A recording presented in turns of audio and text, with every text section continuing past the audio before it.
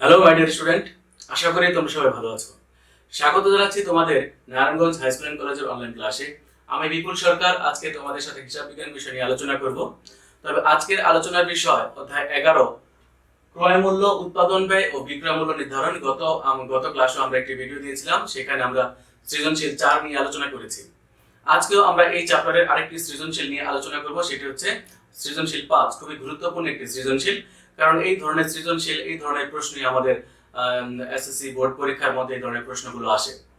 তবে আজকে যে সৃজনশীল প্রশ্নটি আলোচনা করব, সেই প্রশ্নটি আলোচনা করার পূর্বে, সৃজনশীলটি আলোচনা করার পূর্বে একটি গুরুত্বপূর্ণ বিষয় নিয়ে আলোচনা করব। সেটি হচ্ছে, দেখো, একটি কোম্পানি যখন কন্টিনিউয়াসলি সে যখন পণ্য উৎপাদন করতে থাকে, তখন তার কাছে যখন তৈরি পণ্য একদম উৎপাদন হয়ে যায়, উৎপাদন করার পর সে সেই পণ্যগুলো বাজারে বিক্রি করে বা প্রতিনিধিদের কাছে বিক্রি করে। বিক্রি করার পর তার কাছে কিছু পণ্য থেকে যায়, সেটাকে বলা হয় সমাপনী মজুত পণ্য। অথবা বছরের শুরুতেই তার কাছে কিছু তৈরি পণ্য থাকে, ওটাকে বলা হয় প্রারম্ভিক মজুত পণ্য। তারপরে তিনি হিসাব বছরের মধ্যেই আবার কিছু পণ্য উৎপাদন করে, এগুলোকে বলা হয় উৎপাদিত পণ্য। এই যে তারপরে আবার সে কিছু পণ্য আবার বিক্রি করে, তাহলে এখানে 4 ধরনের ব্যাপার থাকলো। একটা হলো তৈরি পণ্যের প্রারম্ভিক মজুত পণ্য, তৈরি পণ্যের সমাপনী মজুত পণ্য, বিকৃত পণ্য, আরেকটা হচ্ছে উৎপাদিত পণ্য। এই যে 4টা। এখন পরীক্ষার সময় তোমাকে এরকম বলতে পারে যে উৎপাদিত পণ্যের পরিমাণ মানে একক, যে কতটা পণ্য এই হিসাব সময়ের মধ্যে কতটা পণ্য তৈরি করা হয়েছে, অথবা এই হিসাব সময়ের মধ্যে কতটা পণ্য বিক্রি করা হয়েছে, অথবা এই হিসাব সময়ের মধ্যে আমাদের সমাপনী মজুত পণ্য কয়টা রয়েছে, অথবা এই হিসাব সময়ের মধ্যে আমাদের প্রারম্ভিক মজুত পণ্য কয়টা রয়েছে। এই যে এই ব্যাপারগুলো জানার জন্য একটা সূত্রই যথেষ্ট। যদি আমরা একটা সূত্র খুব ভালোভাবে বুঝতে পারি এবং মুখস্থ করতে পারি, তাহলে এক সূত্রের মাধ্যমে আমরা 4 ধরনের যে কোনো ইনফরমেশন আমরা বের করতে পারবো। তো সেই অনুযায়ী আমাদের সৃজনশীল 5-এর একটি ক নম্বর সৃজনশীল এরকমই বলা হয়েছে। তো আমি সৃজনশীলে যাওয়ার আগে সেই সূত্রগুলো একটু লিখে দিব এবং সেই অনুযায়ী তোমাদেরকে প্র্যাকটিস করাবো। সবাই সাথে থাকবে। স্টুডেন্ট, দেখো, এখন আমরা একটি সূত্র লিখবো, তারপর আমরা ব্যাপারটা বোঝাচ্ছি। যেমন ধরো 1 নম্বর একটি বললাম যে উৎপাদিত একক, উৎপাদিত একক, উৎপাদিত একক সমান সমান বিক্রয় একক যোগ তৈরি পণ্যের সমাপনী একক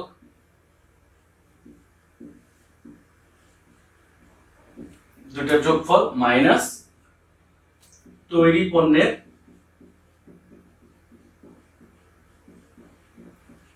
প্রারম্ভিক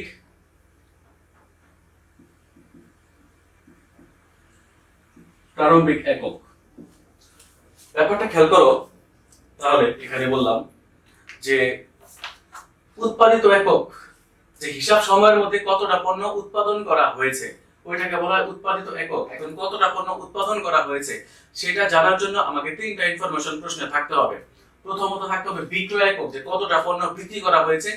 এরপর তৈরি পণ্য সমাপনী মজুত পণ্যের একক, যে কতটা পণ্য আমাদের সমাপনী মজুত পণ্য আছে, এবং তৈরি পণ্যের প্রারম্ভিক মজুত পণ্য কতটা আমাদের প্রারম্ভিক মানে বছরের শুরুতে কতটা পণ্য আমাদের ছিল। তাহলে 3টা যদি ইনফরমেশন দেওয়া থাকে, তাহলে আমরা এই উৎপাদিত পণ্যের একক বের করতে পারি। তার মানে যে কোনো একটি বের করার জন্য আমার অপর 3টা ইনফরমেশন অবশ্যই প্রশ্নে দেওয়া থাকতে হবে। এখানে 4টা বিষয় দেখো। একটা হলো উৎপাদিত পণ্যের একক, বিক্রয় একক, তৈরি পণ্যের সমাপনী একক, আর হলো তৈরি পণ্যের প্রারম্ভিক মজুত পণ্য। তো আমরা এগুলা জানি, নরমালি ইকুয়েশন বা সমীকরণের মাধ্যমে আমরা এগুলা বের করতে পারি। যে কোনো একটা যদি মিসিং থাকে এর থেকে, আর বাকি 4টা যদি প্রশ্ন দেওয়া থাকে, তাহলে আমরা ওই মানটা অবশ্যই বের করতে পারি। যেমন এখন এখানে উৎপাদিত পণ্যের একক আমরা বের করলাম। এখন যদি আমার প্রশ্নে যদি বলা হয় যে বিক্রয় একক নির্ণয় করো, যে কত একক পণ্য বিক্রি করা হয়েছে, তাহলে দেখো এই যে বিক্রয় একক, এখন আমি এই বিক্রয় এককের ব্যাপারটা লিখবো যে বিক্রয় একক সমান সমান, খেয়াল করো, উৎপাদন একক যোগ তৈরি পণ্যের প্রারম্ভিক একক বিয়োগ তৈরি পণ্যের সমাপনী একক। সমাপনী একক। দেখো জাস্ট সূত্রগুলা এদিকে ঘুরাইলেই কিন্তু হয়ে গেল। বিক্রয় একক রাখলাম, আর এই যে উৎপাদিত একক আছে এটা থেকে এই যে তৈরি পণ্যের প্রারম্ভিক মজুত পণ্য যেটা মাইনাস করা ছিল সেটা কি হয়ে গেছে প্লাস, আর তৈরি পণ্যের সমাপনী মজুত পণ্য যেটা আমরা প্লাস করছিলাম সেটা হয়ে গেল মাইনাস। তো এইভাবে ঘুরে টুরে আমরা যে কোনো মানগুলো আমরা বের করতে পারি এই সূত্রগুলোর মাধ্যমে। আশা করি যে এই ব্যাপারগুলো বুঝতে পারছি, যে এই যে চারটা উপাদান এখানে আমরা দেখলাম, এই চারটা উপাদানের যে কোনো একটা উপাদানের মান যদি আমাদেরকে বের করতে বলে তাহলে আমরা অপর তিনটি উপাদানের মাধ্যমে ওই মানটা বের করতে পারবো। তবে চারটা উপাদানের মধ্যে যে কোনো একটা বের করতে গেলে অবশ্যই তিনটা মান অবশ্যই দেয়া থাকতে হবে প্রশ্নে, তাহলে আমরা যে কোনো একটি উপাদানের মান আমরা বের করতে পারবো। আশা করি আমরা এই সূত্রের ব্যাপারটা বুঝতে পেরেছি। এখন আমরা সরাসরি সৃজনশীলে চলে যাব। স্টুডেন্ট দেখো 5 নম্বর সৃজনশীল একটু খেয়াল করো। 196 পৃষ্ঠা মেইন বইয়ের অধ্যায় 11 5 নম্বর সৃজনশীল 196 পৃষ্ঠা আবার বলতেছি। তো এই প্রশ্নটা আমরা একটু খেয়াল করি যে আশরাফ এন্ড কোং এর 2017 সালে 1 জানুয়ারি হতে 31 মার্চ পর্যন্ত সময়ে ইট তৈরি ও বিক্রয় সংক্রান্ত তথ্যাদি নিম্নরূপ। 1 জানুয়ারি হতে 31 মার্চ মানে জানুয়ারি ফেব্রুয়ারি মার্চ 3 মাসের অঙ্ক। এখানে জানুয়ারি ফেব্রুয়ারি মার্চ তাহলে 3 মাসের অঙ্ক। বুঝতে পারলাম যে 3 মাসের মধ্যে এখানে ইট উৎপাদন করা হয়েছে। এটা একটা ইট উৎপাদনকারী প্রতিষ্ঠান, ইট ভাটার অঙ্ক। তাহলে ইট ভাটা যেহেতু ইট তৈরি করবে বা ইট উৎপাদন করবে, ইট উৎপাদন করার জন্য তার যে সরাসরি যে কাঁচামালটা লাগবে সেটা হলো মাটি, আর এই মাটিকে বলা হয় কাঁচামাল। তাহলে দেখো যে মাটি ক্রয়, তাহলে এটাকে আমরা গত ক্লাসে পড়েছিলাম যে সরাসরি যেই কাঁচামালটা লাগবে সেটাকে আমরা বলবো কে। ব্যবহৃত কাঁচামালের জন্য আমরা কে চিহ্ন দিয়েছিলাম। তাহলে মাটি ক্রয় কে, তারপরে মাটির বহন খরচ এটা আমরা কে চিহ্ন দেব। জ্বালানি খরচ, এটা জ্বালানি খরচটা হলো এফ। কারখানা উপরিব্যয়, কারণ জ্বালানি এই ব্যাপারটা কারখানায় ব্যবহৃত হয়। এরপর শ্রমিকের মজুরি ডি। প্রত্যক্ষ ব্যয়, প্রত্যক্ষ মজুরি এটা আমরা ডি। ইট খোলার ভাড়া ও বিদ্যুৎ খরচ। ইট খোলাটাকে বলা হয় কারখানা, তাহলে এইখানে ইট খোলার ভাড়া ও বিদ্যুৎ খরচ এটা আমরা ব্যবহার করব এফ, যে কারখানা উপরিব্যয়। তো প্রতি মাসে 10,000 টাকা। দেখো প্রতি মাসে 10,000 টাকা, তাহলে এই অঙ্কটা হলো পুরো 3 মাসের অঙ্ক। তাহলে প্রতি মাসে যদি 10,000 টাকা হয় তাহলে 3 মাসে 30,000 টাকা। এরপর দেখো মাটি ছানা করার খরচ, এটাও কারখানা উপরিব্যয়। অফিসের ভাড়া প্রতি মাসে, অফিসের ভাড়া এটা হলো অফিস ও প্রশাসনিক উপরিব্যয়। তাহলে অফিস এবং প্রশাসনিক উপরিব্যয়ের জন্য আমরা চিহ্ন আবিষ্কার করেছিলাম পি। অফিস ও প্রশাসনিক উপরিব্যয়ের জন্য চিহ্ন আবিষ্কার করেছিলাম পি, মানে পরিচালন ব্যয়, এজন্য আমরা চিহ্ন দিয়েছিলাম পি। তো এখানে প্রতি মাসে 12,000 টাকা বলা হয়েছে, তাহলে প্রতি মাসে যদি 12,000 টাকা হয় আমাদের অঙ্ক হলো 3 মাসের, তাহলে 3 12 34,000 টাকা ব্যবহৃত হবে। যাতায়াত ও টেলিফোন, যাতায়াত ও টেলিফোন এটাও অফিস ও প্রশাসনিক উপরিব্যয়, এটাও আমরা চিহ্ন দেব পি। এরপরে দেখো বিজ্ঞাপন খরচ, এটা হলো বিক্রয় উপরিব্যয়, এটাও পরিচালন ব্যয়, এটাকে আমরা চিহ্ন দেব পি। বিক্রয় কর্মীর বেতন, এটাও বিক্রয় উপরিব্যয়, এটাকে আমরা চিহ্ন ব্যবহার করব পি, মানে পরিচালন ব্যয়। বিক্রয় ইট, 2 লক্ষ ইট বিক্রি করা হয়েছে 16 লক্ষ টাকা। তৈরি ইটের প্রারম্ভিক মজুত পণ্য 50,000 ইট, 2,50,000 টাকা। তৈরি ইটের সমাপনী মজুত পণ্য 60,000 ইট, 2,43,000 টাকা। ইটের সংখ্যা এবং টাকাও উল্লেখ করা আছে। তাহলে দেখো এখানে আমরা প্রশ্নটা পড়লাম। এখন ক নম্বরে বলা হয়েছে উপর্যুক্ত তথ্য হতে উৎপাদিত ইটের পরিমাণ নির্ণয় করো। উৎপাদিত ইট মানে এই যে 3 মাস জানুয়ারি থেকে মার্চ, এই 3 মাসে কতটা ইট তৈরি করা হয়েছে বা উৎপাদন করা হয়েছে। তো এই ব্যাপারটা আমরা কিভাবে জানতে পারবো? এই ব্যাপারটা জানতে পারবো আমরা এই সূত্রের মাধ্যমে। একটু আগে আমরা যে সূত্রটা নিয়ে আলোচনা করলাম যে উৎপাদিত ইট বা উৎপাদিত একক, যে একক মানে সংখ্যা কতটি, তো উৎপাদিত একক সমান সমান বিক্রয় একক যোগ তৈরি পণ্যের সমাপনী মজুত পণ্য একক মাইনাস তৈরি পণ্যের প্রারম্ভিক মজুত পণ্য একক। তাহলে আমরা 5 এর ক এখানে আমরা লিখতে পারি, এটা হচ্ছে 5 এর ক। তাহলে এখানে উৎপাদিত একক সমান সমান বিক্রয় একক। তাহলে প্রশ্ন দেখো বিক্রয় একক দেওয়া আছে 2 লক্ষ, এখানে 2 লক্ষ ইট বিক্রি করা হয়েছে। আর তৈরি পণ্যের সমাপনী মজুত পণ্য দেওয়া আছে, তৈরি পণ্যের বা তৈরি ইটের সমাপনী মজুত পণ্য দেওয়া আছে 60,000 একক। তাহলে এখানে আমরা লিখবো 60,000 একক। এরপরে মাইনাস তৈরি পণ্যের প্রারম্ভিক একক, যে কতটা পণ্য প্রারম্ভিক একক ছিল সেটা ছিল হচ্ছে 50,000 একক। তাহলে 50,000, তাহলে 2,60,000 থেকে 50,000 টাকা যদি আমরা বাদ দিই তাহলে 2,10,000 ইট, 2,10,000 ইট। তাহলে এই যে হিসাব সময় যে 3 মাস, এই 3 মাসের যে উৎপাদন সময়, এই 3 মাসে ইট তৈরি করা হয়েছে 2,10,000 ইট, 2,10,000 পিস ইট বা 2,10,000 টি। আশা করি আমরা এই পাঁচের কয়ের এই লেনদেনটি বা এই পাঁচের কয়ের সৃজনশীলটি আমরা বুঝতে পেরেছি। এরপরে আমরা চলে যাব পাঁচের ক্ষয়। দেখো এখন আমরা পাঁচের খ, আশরাফ এন্ড কোং এর একটি ত্রৈমাসিক উৎপাদন ব্যয় বিবরণী প্রস্তুত করা। ত্রৈমাসিক, ত্রৈমাসিক মানে হচ্ছে যেহেতু জানুয়ারি মাসে শুরু হয়েছে, জানুয়ারি ফেব্রুয়ারি মার্চ এই 3 মাসকে বলা হয়, মানে প্রতি 3 মাসকে বলা হয় ত্রৈমাসিক। তাহলে এখানে ত্রৈমাসিক উৎপাদন ব্যয় বিবরণী তৈরি করতে বলা হয়েছে। তাহলে উৎপাদন ব্যয় বিবরণীর মাধ্যমে আমরা তৈরি করব উৎপাদন ব্যয়। তাহলে এখানে উৎপাদন ব্যয় পর্যন্ত আমাদের কাজ করতে হবে। তাহলে উৎপাদন ব্যয় বলতে কে ডি এফ, কে মানে ব্যবহৃত কাঁচামাল, ডি মানে হচ্ছে প্রত্যক্ষ ব্যয় সমূহ, আর এফ মানে হচ্ছে কারখানা উপরিব্যয়। তাহলে ব্যবহৃত কাঁচামালের সাথে প্রত্যক্ষ ব্যয় যোগ করলে মুখ্য ব্যয়, মুখ্য ব্যয়ের সাথে যদি আমি কারখানা উপরিব্যয় যোগ করি তাহলে বের হবে উৎপাদন ব্যয়। আমাদের এই পর্যন্তই করতে বলা হয়েছে। তাহলে দেখো এখন উৎপাদন ব্যয় করতে গেলে শুরুতেই আমার ব্যবহৃত কাঁচামাল। তাহলে ব্যবহৃত কাঁচামাল বলতে এখানে কোনো কাঁচামালের প্রারম্ভিক মজুত পণ্য বা সমাপনী মজুত পণ্য কিছু নাই, শুধু মাটি ক্রয় এবং মাটির বহন খরচ। তাহলে এই দুইটা উপাদানকে মাটি ক্রয়, মাটির বহন খরচ যদি আমরা যোগ করি তাহলে বের হয়ে যাব ব্যবহৃত কাঁচামাল। তাহলে দেখো আমরা এখানে লিখবো এখন মাটি ক্রয়, মাটি ক্রয় 1,60,000 টাকা, 1,60,000 টাকা, এর সাথে যোগ বহন খরচ, বহন খরচ, বহন খরচ 3 লক্ষ টাকা। মাটির বহন খরচ হচ্ছে 3 লক্ষ টাকা। তাহলে এই যে 1,60,000 আর 3 লক্ষ টাকা, 4,60,000 টাকা। এই 4,60,000 টাকা দ্বারা বের হলো, এটার নাম হচ্ছে ব্যবহৃত কাঁচামাল, ব্যবহৃত কাঁচামাল বা ব্যবহৃত মাটি। যে কতটুকু মাটি ব্যবহার করা হয়েছে, যে 2,10,000 ইট যে তৈরি করা হয়েছে, এই 2,10,000 ইট তৈরি করার জন্য কত টাকার মাটি ব্যবহার করা হয়েছে, 4,60,000 টাকার মাটি ব্যবহার করা হয়েছে। এখন এটা গেল ব্যবহৃত কাঁচামাল। এখন এর সাথে যোগ প্রত্যক্ষ ব্যয় সমূহ, প্রত্যক্ষ ব্যয় সমূহ মানে যত ধরনের প্রত্যক্ষ ব্যয় আছে, প্রত্যক্ষ মজুরি এবং অন্যান্য প্রত্যক্ষ ব্যয় সব। এখন প্রত্যক্ষ ব্যয় সমূহের মধ্যে এখানে ডি আমরা দাগিয়েছিলাম ডি। তাহলে দেখো শ্রমিকের মজুরি ছাড়া আর কোনো ডি আমরা দেখতে পাচ্ছি না। শ্রমিকের মজুরি ছাড়া এখানে আর কোনো প্রত্যক্ষ ব্যয় নেই। তাহলে শ্রমিকের মজুরি আছে 1,40,000 টাকা। তাহলে আমরা এখানে লিখব শ্রমিকের মজুরি,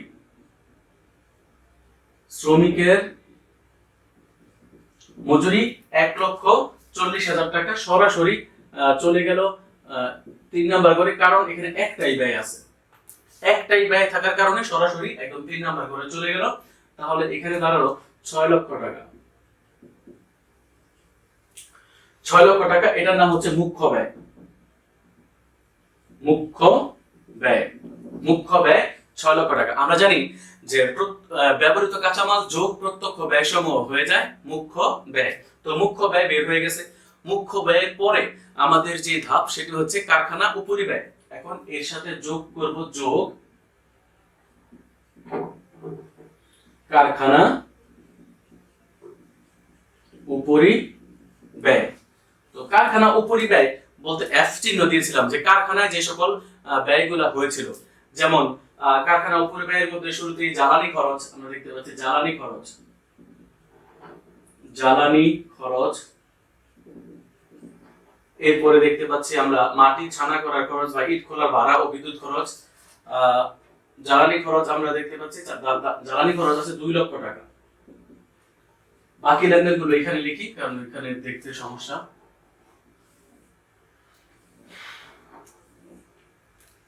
জ্বালানি খরচ লিখলাম। এরপরে ইট খোলার ভাড়া ও বিদ্যুৎ খরচ, ইট খোলার ভাড়া ও বিদ্যুৎ খরচ। তাহলে দেখো ইট খোলার ভাড়া ও বিদ্যুৎ খরচ প্রতি মাসে 10,000 টাকা। তাহলে এখানে 10,000 গুণ 3 মাস, 3 × 30,000 টাকা। এরপরে মাটি ছানা করার খরচ, মাটি ছানা করার খরচ, মাটি ছানা করার খরচ হচ্ছে 20,000 টাকা। মাটি ছানা করার খরচ 20,000 টাকা। তো আমরা পেলাম যে এখানে কারখানা উপরিব্যয়, জ্বালানি খরচ ইট খোলা ভাড়া, বিদ্যুৎ খরচ, মাটি ছানা করার খরচ, এই তিনটে, আর কিছু নাই। তাহলে এই তিনটে এখন আমরা যোগ করবো। জ্বালানি খরচ 2 লক্ষ টাকা, জ্বালানি খরচ 2 লক্ষ টাকা, আর ইট খোলা ভাড়া ও 30,000 টাকা, আর হচ্ছে মাটি ছানা করার খরচ 20,000 টাকা। তাহলে 2,50,000 টাকা, 2,50,000 টাকা এটা হচ্ছে, এই 2,50,000 টাকা হচ্ছে কারখানা উপরিব্যয়। এই কারখানা উপরিব্যয় এখন আমরা এই মুখ্য ব্যয়ের সাথে 6 লাখ টাকার সাথে যোগ করব। তো 2,50,000 6 লাখ 8,50,000 টাকা, এটার নাম হইতেছে উৎপাদন ব্যয়। উৎপাদন ব্যয় আমাদেরকে বলা হচ্ছে উৎপাদন ব্যয় বিবরণী পর্যন্ত করতে। তাহলে এই যে উৎপাদন ব্যয় বিবরণী করলাম, এখানে আমাদের বেরিয়ে গেল উৎপাদন ব্যয়। তো ক্ষয়ের অনুযায়ী আমাদের এই পর্যন্তই আমাদের করতে হবে। ত্রৈমাসিক উৎপাদন ব্যয় বিবরণী তৈরি করতে বলছে, তাহলে ত্রৈমাসিক উৎপাদন ব্যয় বিবরণী আমরা উৎপাদন ব্যয় পর্যন্ত আমরা কাজটা করলাম। আশা করি যে 5 ক্ষয়ের এই ব্যাপারটি আমরা বুঝতে পেরেছি। তারপর আমরা একটু রিভিউ করি। যে শুরুতেই আমরা ব্যবহৃত কাঁচামালের কাজটা করেছি, মাটি ক্রয় যোগ বহন খরচ হয়ে গেল ব্যবহৃত কাঁচামাল, এর সাথে যোগ প্রত্যক্ষ ব্যয় সমূহ। তো প্রত্যক্ষ ব্যয়ের সাথে এখানে শুধু একটাই ছিল, সেটা হলো শ্রমিকের মজুরি। তো প্রত্যক্ষ ব্যয় আমরা ব্যবহৃত কাঁচামালের সাথে যোগ করলাম, হয়ে গেল মুখ্য ব্যয়। তো মুখ্য ব্যয়ের সাথে যোগ কারখানা উপরিব্যয়, কারখানায় যে সকল ব্যয় হয় উৎপাদন করার জন্য সেটা হলো কারখানা উপরিব্যয়, সেগুলো আমরা যোগ করলাম। জ্বালানি খরচ, ইট খোলার ভাড়া ও বিদ্যুৎ খরচ, মাটি ছানা করার খরচ যোগ করলাম। উৎপাদন কারখানা উপরিব্যয়, এখন কারখানা উপরিব্যয়ের সাথে এই মুখ্য ব্যয়টা যোগ করলাম, হয়ে গেল উৎপাদন ব্যয়। আশা করি যে উৎপাদন ব্যয় বিবরণীর এই ব্যাপারটি আমরা বুঝতে পেরেছি। আশা করি এখন আমরা পরের পার্টে যাব। দেখো, এখন 5 গতে বলা হয়েছে উৎপাদিত ইটের ব্যয় 8,50,000 টাকা ধরে নিট মুনাফা নির্ণয় করো। উৎপাদিত ইটের ব্যয় মানে উৎপাদিত পণ্যের ব্যয়, উৎপাদিত ইটের ব্যয় 8,50,000 টাকা ধরে আমাকে নিট মুনাফা নির্ণয় করতে বলা হয়েছে। তো নিট মুনাফা, তো আমরা যেহেতু দশম অধ্যায় করে আসছি, দশম অধ্যায় বিশদায় বিবরণীর মাধ্যমে নিট মুনাফা তৈরি করতে হয়। তো সেই রকম ভাবেই আমরা এখন একটি নিট মুনাফা তৈরি করব, কারণ প্রশ্নের মধ্যে বিক্রয় অলরেডি দেওয়া আছে, 16 লক্ষ টাকা বিক্রয় দেওয়া আছে, এবং প্রশ্নের মধ্যে কিছু পরিচালন ব্যয়ও আছে যেগুলো আমরা পি দাগিয়েছিলাম। তাহলে এগুলোর মাধ্যমে আমরা এখন একটি নিট মুনাফা তৈরি করব। খেয়াল করো যে নিট মুনাফা তৈরি করার জন্য আমরা উপরে লিখলাম আশরাফ এন্ড কোং এর বিশদ আয় বিবরণী। তো শুরুতেই আমরা যে কাজটা করব সেটা হচ্ছে বিক্রয়। এখানে আমরা লিখব বিক্রয়, একদম 3 নাম্বার করে 16 লক্ষ টাকা বিক্রয় লিখলাম। এখন কথা হচ্ছে বিক্রয় তো লিখলাম, বিক্রয় থেকে বাদ বিক্রিত পণ্যের ব্যয়। প্রশ্নে কিন্তু কোথাও বিক্রিত পণ্যের ব্যয় উল্লেখ করা নাই, কিন্তু প্রশ্নে উৎপাদিত ইটের ব্যয় আছে, এবং প্রশ্নের মধ্যে তৈরি ইটের প্রারম্ভিক মজুত পণ্য এবং তৈরি ইটের সমাপনী মজুত পণ্য, এই ব্যাপারগুলো কিন্তু প্রশ্নে দেওয়া আছে। তাহলে আমাদের বিক্রিত পণ্যের ব্যয় বের করাটা খুব কষ্টের হবে না। উৎপাদিত পণ্যের ব্যয়ের সাথে তৈরি ইটের প্রারম্ভিক মজুত পণ্য যোগ আর তৈরি ইটের সমাপনী মজুত পণ্য যদি বিয়োগ করি, তাহলে যেটা বের হবে তার নাম হলো বিক্রিত পণ্যের ব্যয়। তাহলে এখানে আমরা লিখব বিক্রয় থেকে বাদ লিখব বিক্রিত পণ্যের ব্যয়। বিক্রিত পণ্যের ব্যয়, এটা আমরা জানি যে বিক্রয় থেকে বিক্রিত পণ্যের ব্যয় বাদ দিয়ে মোট মুনাফা তৈরি করতে হয়। তাহলে প্রথমেই আমরা লিখব তৈরি ইটের প্রারম্ভিক মজুদ। তৈরি ইটের প্রারম্ভিক মজুদ, দেখো প্রশ্নে দেওয়া আছে তৈরি ইটের প্রারম্ভিক মজুদ 50,000 একক, বাট 2,50,000 টাকা, 2,50,000 টাকা। এর সাথে যোগ উৎপাদিত ইটের ব্যয়, যেটা প্রশ্নের গতে দেওয়া আছে 8,50,000 টাকা। তাহলে দুটো যদি যোগ করি তাহলে হয় 11 লক্ষ টাকা। এরপর এই থেকে বাদ তৈরি ইটের সমাপনী মজুদ। তৈরি ইটের সমাপনী মজুদ প্রশ্নে দেওয়া আছে 2,43,000 টাকা। তো আমরা এখন 11 লক্ষ টাকা থেকে 2,43,000 টাকা বিয়োগ করব। 11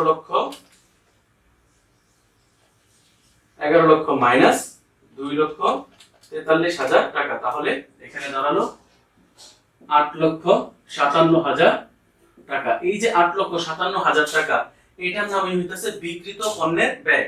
তাহলে মোট লাভ থেকে আমরা এখন বিক্রয় থেকে আমরা এখন বিক্রিত পণ্যের ব্যয় বাদ দিব, তাহলে 7,43,000 টাকা, এটা হইতেছে মোট মুনাফা।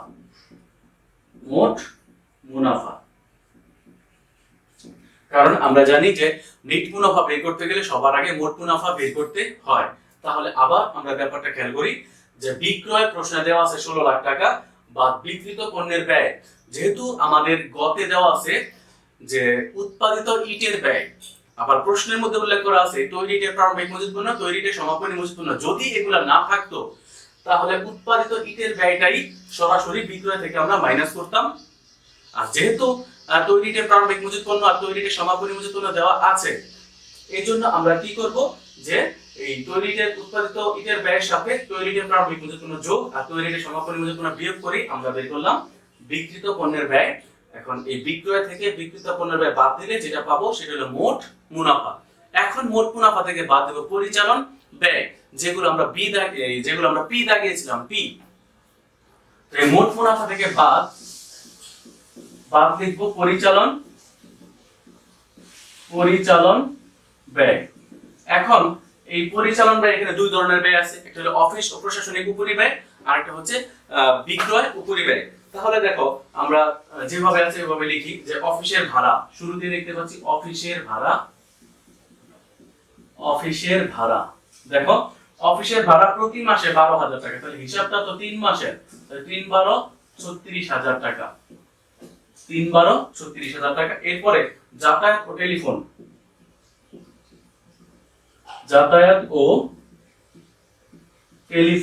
যাতায়াত ও টেলিফোন খরচ আছে 14,000 টাকা। এরপরে আমরা দেখতে পাচ্ছি বিজ্ঞাপন খরচ আছে 40,000 টাকা। এরপরে বিক্রয় কর্মীর বেতন,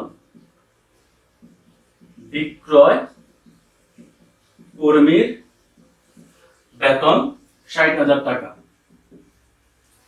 আমরা এখানে অফিস ও প্রশাসনিক উপরিব্যয় এবং বিক্রয় উপরিব্যয় এই চারটা ব্যয় আমরা পেলাম যে প্রথমে অফিসের ভাড়া, যাতায়াত ও টেলিফোন বিল, বিজ্ঞাপন খরচ, বিক্রয় কর্মীর বেতন, এই চারটাই ছিল আমাদের পরিচালন ব্যয়। এখন এই পরিচালন ব্যয়গুলো আমরা যোগ করে আমরা 3 নাম্বার ঘরে নিয়ে যাব।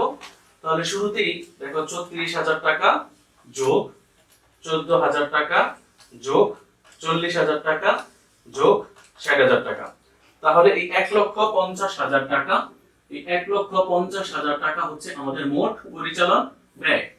এখন এই পরিচালন ব্যয়, এই যে মোট লাভ দেওয়া আছে, মোট লাভ 7,43,000 টাকা থেকে 1,50,000 টাকা যদি আমরা বিয়োগ করি তাহলে এখানে 5,93,000 টাকা যেটা বেরোলো এটা হচ্ছে নিট মুনাফা।